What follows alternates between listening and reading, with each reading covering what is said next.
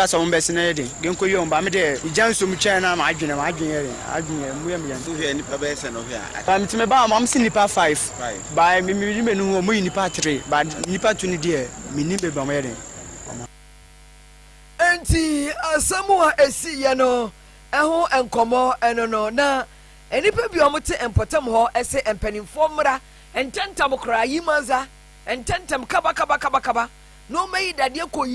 no more best somebody new through one. That just 70. Bridge ye be a bobo or binti, and no more the Sako Cobono, and Majumako. See, and then I'm a see, but the Munimu says, Gana, and says, I'll be bored. We are going to see a fancy crew. I'll be bored to see the fancy crew. I say, from my best, I in a Sisquan one year, as in Pablan or my Nassen. Then also a Buato that is a brand incident pass of the team. Let himself Buato a month for. I mean, I'm about to almost say a month when I'm new and will be so pleasant. But the boy, we are sad and they be happy. I'll be bored with us. And I said, now, and I'm sad, soon. We know to Sabina, a telephone. As I can be a blue or crowd, ever say, and you can say, by Sabia could see for flower. Say, if you are in my fashion band, we never come to Croy, who will say a man from my bed for my former BCB. Say, he says, I will, and you can say, Ben Coom, since you're about stop, Nipajina, Fakaku, if you're Nipajina, it's about as I didn't make a CC, as I said, if you are my Sena and Messiah, baby didn't put them, sir, and Tino. Channel Mamma, I be bored, I can say, BNCC Crooms, yes, I did behind tears and papa. Almost a moon tears here, Bamu Yada, and dependum na epra, yes, a critical condition. Baby, I want to done at a power confanochi teaching hospital. Na assembly mine, Ewa Anglaga West Electoral area. Any hope, Kaku, was share one of Ebosa 1 year prepare and whatever say, you make quite the signboard no, ever see what one of your advert no, ever hear one more Moyadi Eguaya Sabiano. O time mo frame no na nsunu hyasia no mo de frame same from ano tim bedru be 1 hour after cause na mi okru me buy so far there o mo ano mo pra no ye de bi ko tech ye de bi ko atonsu ana ba ko ye de no ko ji ba tech de na mate say mienu de o mo yi ne critical antino ambulance be form e de akọ G akokan ti so far no de AC no cause o mo so abehwe ama o mo control traffic ti o mbehwe ama bia na ade chenso ana e hu de ebe to mo after wanya mo relative ono mo background kaka minyanya background no relative ni bia ba ha ba yama ebi ko hospital ho no ha ntino omo a mi unit committee ba ko e wo tech ba ko wo atonsu sesie nti me twa ma omahwe omuye yi wi afi de menya update de hu de ebe for now the empire na ye bo ma omunyina se nyame na abese omo yare na obia nkofiri kompra na matene de na kese ba ko de ebe critical me ami hu inde ba nyina ye bo empire de a shomo den se ye nyina ohwe munya botre ye nso no de ebe hwe na advertising company na yi na ebu no se bibi yeso ye de be fa bia obehwe ebusua no yeso ye be sa effort no de aboa ebusua no Onimonyam for hope keku eye Anloga West Electoral Area Assembly mine Yangra amanyo sem emue na watwe mu no yete se New Patriotic Party NPP amanyo ko no eye vetin bi na vetin ni nyina ne se obeyi mu adosodoso woni a opese dachi bia no we mrashe bedwafo e won pesu awodo eso na yedosodoso mu wiansa na bosume de toso aduonu enso wo mu akọ primaries eyi obaako enipa krope amojina MPP amanyoko no mu e wo empesu awodo emo na eni wo wieye no ensunsuanso abaaye no 11 candidates enipa maako dubaako wo mu disqualify wo mu a wonum entimi enkobie na no enampanifo ekire se enye se wotan hunara kwantia enye se omu puo bi asem na emom no wo mu de amra no amanyoko no emra no ene toto ho wo mu de mra no ene ye vetie nam so ema enipa du ba ko wa disqualify wo will submit through the General Secretary to the National Executive Committee. What is left is processes leading to the D-Day. And so for now, all guidelines have been given that when we say there's going to be constituency delegate conference, we know the delegates. If you look at the party's constitution, largely it is being done in a very free, fair, transparent manner. Largely, but as I said, we are human, and that's why the party has given opportunity for people who feel a little aggrieved by some development to appeal through the National Parliamentary Appeals Committee. Yo, Ora Evans Nimako, I don't know why, Director of Elections, Okwancho former NPP, Abato Ensem. Ora Evans Nimako, I don't know what say, Enipa Ahana 400 and Omoji forms, no, Ewo Adie Wemo, and Enipa Ahasa, Edioso, Miensa, and a vetting process, no, one of Ekomo, na yet was so, Ewo Amanyo Sim Emoem.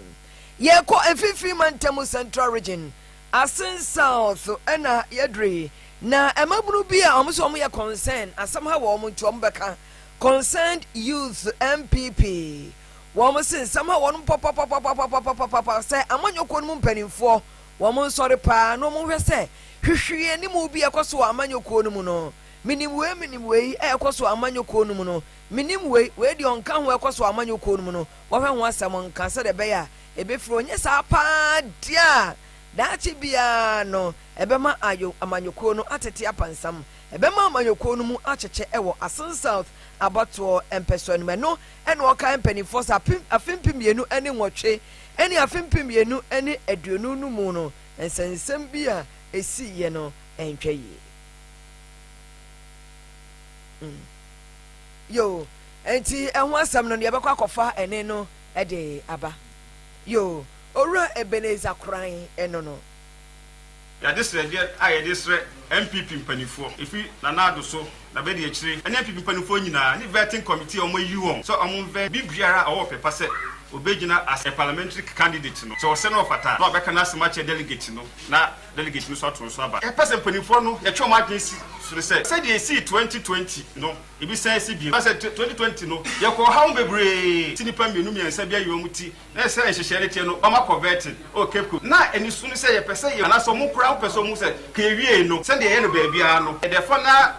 we no was declared ni ehu no ye balloting ni ehu bebi obi ada say de uko baby omutel ba Asin South no anko basa ye tie an say result no omo de ko national e ho na be declare ye tie mu say Asin South bim e ba de say ni nwanu mu nyina no omo hu de e koso ni ehu omo mu gina bebi obi ada na Asin South de aksa ko ye bisa na ye kaka ye atwa agina si de si 2020 na e do ha bebre no anu mpo MPP omo amanyoko no ka e ka de na ko omo ahwe omo akonwa no afei so yam pesa no omo ma obi a wagina bia amra fa betin bia no omo man equal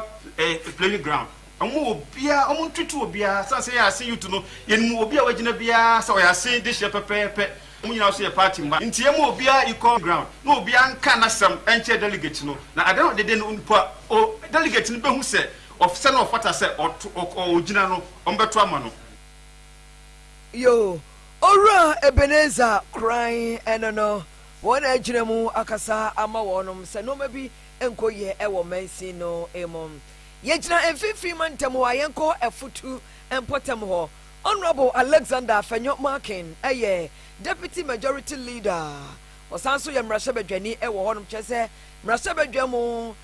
enanu ni abedi akire eno no wo se onwanfo kan sembi efa ne ho nsema wo kan fa ne ho se nanu ayeto assembly members aba and the unit committee members aba no wo ye nhwani mu woni chichemu bai wo man tawantawa ba na so se wiase yemfa nto so e man ne nye ho wo se akeka omanfo kan no a yenya wo mo hwani no ba gaskiya ba enye no kre se sabi ni suba ni chichemu According to the NDC, in the just ended assembly election, there was violence in Efutu, and them I am responsible for such thing. Let me say it, emphasis, that there was no such thing as violence at any polling station in Efutu during the just ended this assembly election. Rather, it was some NDC activists who attempted to stop voting at Alata Kokodo electoral area. If they they really want the truth, they should go and interview the electorate in that electoral area. That in a Futu, I do my politics on the strength of development. I don't do politics of violence. I don't attack anybody. I don't insult. I believe in an open discourse of ideas. And that has been the reason why I remain the M. There is transformation under my leadership, and that is something that nobody can dispute. So I will not allow Mr. Aseedun Ketia and other NDC activists who have lost the political plot, who do not know how to manage my success in the Futu, to brand me. I will not allow that. Yo, what's one pray Emma NDC? Jam training, Ora Johnson Aseedun Ketia. Among us, some woman baby or Modibo Siciano, and say anything. Was it said was ya bre a confaso yan manyo sem or per kebi, Namasum kebi, Mechrama, you also chill away, and found to her a yana and yet. Now on Shani Paso, Amanyo Simu, to want to know, am I am for a some and Shanacon, Ora, after your marking, a year, Deputy Majority Leader, Mrashoba Jenny, and now Fay, or your Obia Wainity, 50 man Tamonma, or Yamrashoba Jenny, or NPP Demo, Ewo F2. Yenina MPP Amanyo Kono Emoe. Enkane abranti anu ofredom watchedom opedom youth organizer chese wa yemebnudom freni ema NPP amanyokuo no e wo London wasifom aba Ghana ahafo ano South East abatom peso ano so asante mantemu se wo pe MP aye ni dini owura Roy Giabo entry wasese oba yeto obama no oba MP se pe ene amafo atuadi de edi kan obepa adwuma mamabunu aye the etoso obepe vacation center baby omanfo betena age omani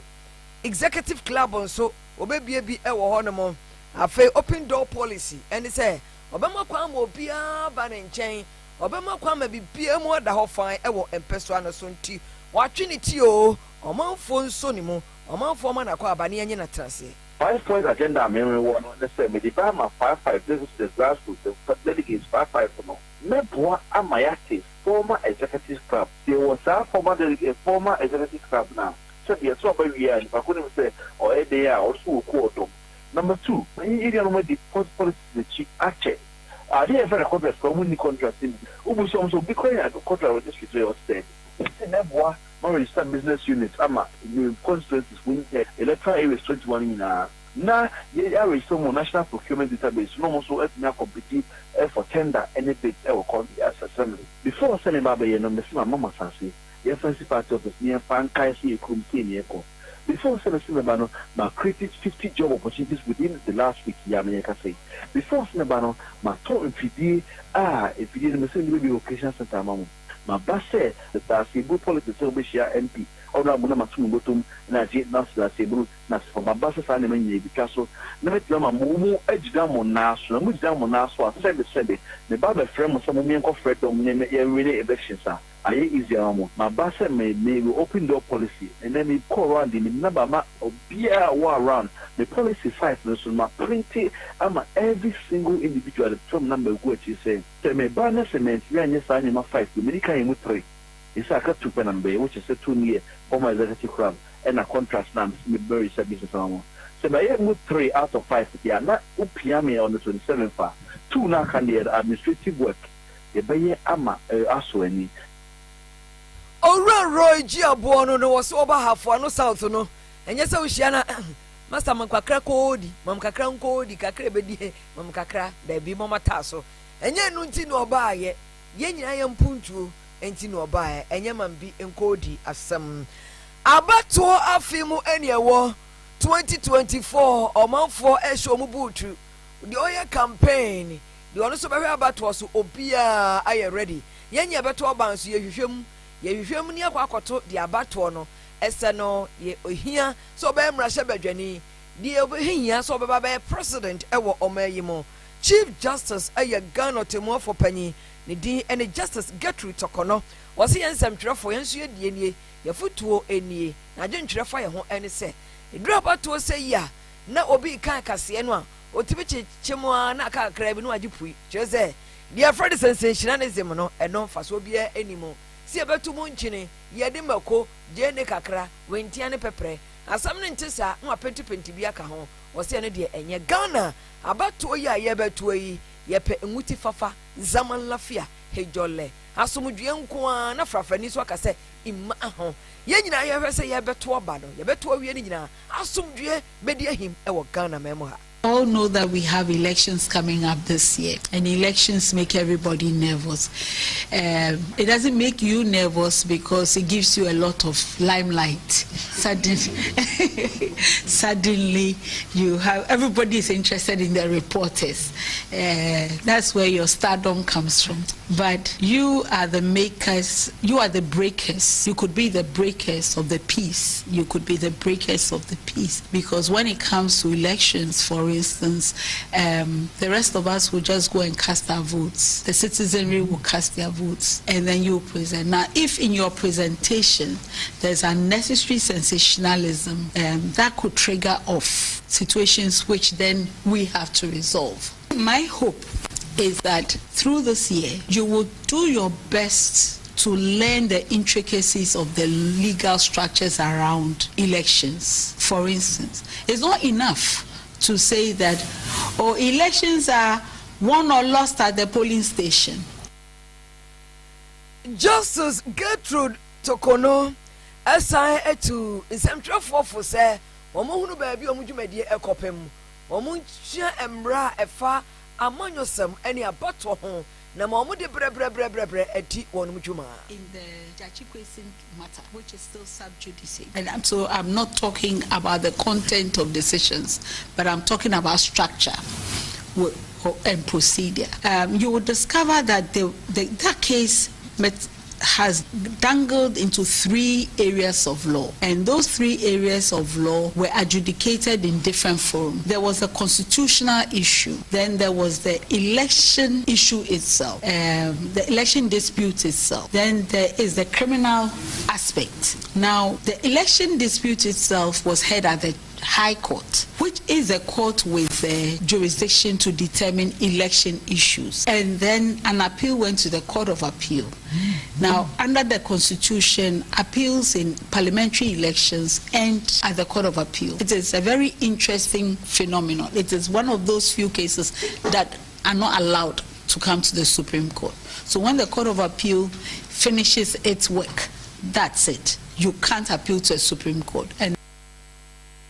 Justice Gertrude Tokono, Ghana, attending so for the Chief Justice Anna, Otemwa for Penny, Enonom. Yeko, Yenanim, yes, live, Promise Radio, Promise FM 102.7, Promise TV, so YouTube, Promise TV,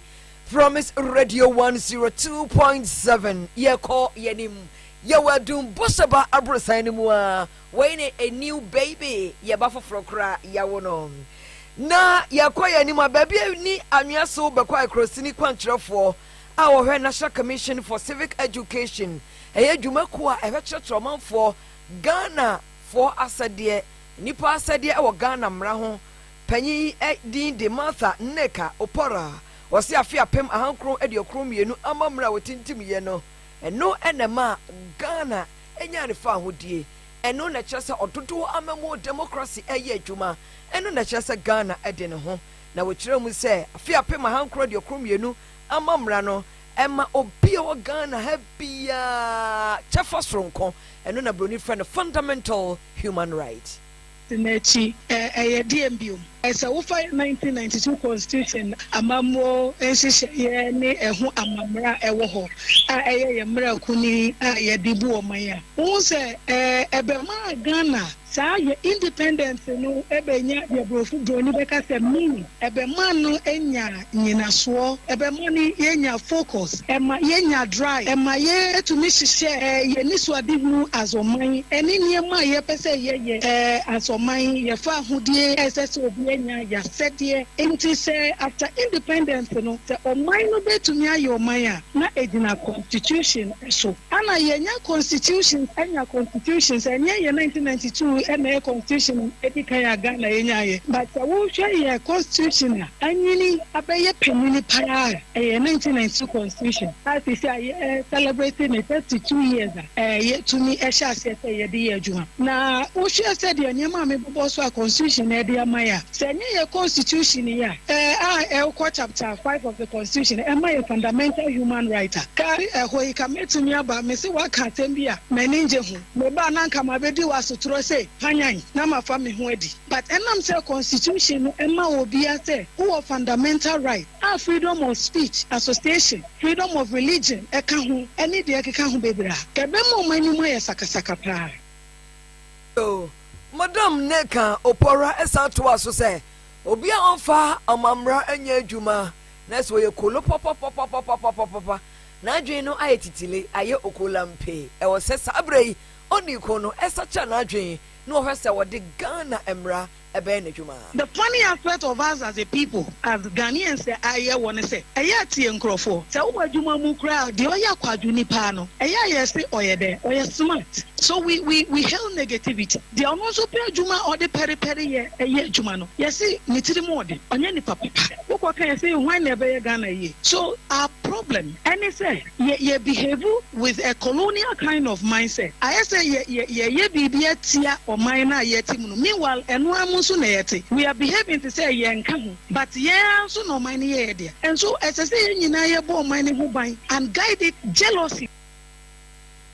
Madam Martha Neka Opora eye baby ani anwa so be kwa krosi no kwankyerefo a ohe National Commission for Civic Education NCCE ensensam esom aha ene ade kase no ebesi Promise Radio Promise FM 102.7 Promise TV and afei YouTube Promise TV Promise Radio 102.7 aha koto mabi aka yemfa entwato na yenko edra secreduma se betna have studio ni fentie ne so bidie abomen na new divisional police commander just said the police commander foforo aba edra secreduma se mensi no emo edra secreduma se wasante mantem ya na police panyi din and chief superintendent Kwame Tawia waso omanfo mo mpotam ho no mu nyina omo ye omo bambo ensemu ye na bambon sem ohoi enye baakofo enko baakofo nkonko entimi enko ubi concordia ibi Victoria enkabom edi enkurimdie eba. Crime prevention is a shared responsibility. So is it the responsibility of all and sundry, including the municipal assembly, religious groups, banking institutions or financial institutions, or any identifiable groups, residential associations, come together and to contribute in diverse ways to bringing security to their various communities. I will at this juncture call on all of us to open our doors to the police and aid us in our work. The police work is done with our own law, and I will urge each and everyone to be law-abiding and help the police you better. Yo. And the chief superintendent Kwame Tawia eden ho kokyere adwura mahene bema osai hwedia otoso mienu ene ma ne de ensem wetu dwa na adwura mahene bema osai hwedia nso eda IGP ase wo ne ni bedi abedi ani abrenkete ne nkodi a wo se bombo nsem begina yiye ewo omayimu abrebia wose na dwuma ye eda soronko na police panyi a wode no abre no ewo mpotam ho no mo no wone ne beka abom wone ne manfo ebeboa no beta na achi so de be ya obetimi aye bambo adwuma ne yie ewo ho adisede na berema me de tumo ne me mpanyufo mommaye mompaye enta papa na achi na wadwuma ho be ye no emeye kra behwe abai de laba ye de nse ye boni chidom na ya taila achide na ya mane kwa so omeye na adwuma do ka no de mra na ebe ye adwuma omaye mo ne na mra na ode be ye adwuma no enkoso maye yes assembly beba na a free municipality divisional commander ni na mafamenti ma we de me na no me so fa no da omaye kasanche ye mane ye na no mo fie obi amfa no msa anko bobra modin bia ama wasem anko pie police commander ni Sergeant Zongo ono so kan okon Zongo no enu nti ne ka se Sergeant Zongo o mekasa no ona represent Zongo for ahemfo ni Zongo ni nyina ogina be man na mu ho no so koi odi koye adisua akokasa te ne mane nananom so bi anhwe no ho so yi na se se ana papa na waba ne de oni de udi agura omfa ho nchew o ma ye nyina amoa na ye nchichire na adwiraman e me kra be Bema osa video toso mienu adwiraman hene eno no Rogbai tete wokrata chro ye di besi ha ne adamu nyina mo ase eyisi buoma ena directing mo studio hanam ageni buaten so ete nya asam ketwa no pe soja adwuma o mani asogon se bayi mu no wo mu ngiagia wo ho kora fi se wo ma hwe ya Piesie de won chenchen no de wosoro no de ye di sibidi akome na nsu ni nyina ebo beneza de onyame de ya bedru ni ye ni su ate enwan erade de ya besi kwam o so na pa na bobiti sa na ba adwuma wa hwe uhuru hwe uhuru Yesu asu ya usu usi acha wagadugu asu wagamia dogo yedamaze Promise Radio, Promise FM 102.7, Promise TV onyame enaka ya shedwumedi akese de fefefe ebro ma o radio no enna don't touch that dial. YouTube I Promise TV, Promise Radio 102.7. Ye wa dum baby o report radio any TV wono Bosheba headquarters e wono. Yes also Ora Emmanuel Odro Korea ena esa ensem no ema ye ene anopei medi edi Piesie Lardi Dominus Vobiscum Eradia Sumdwenkan.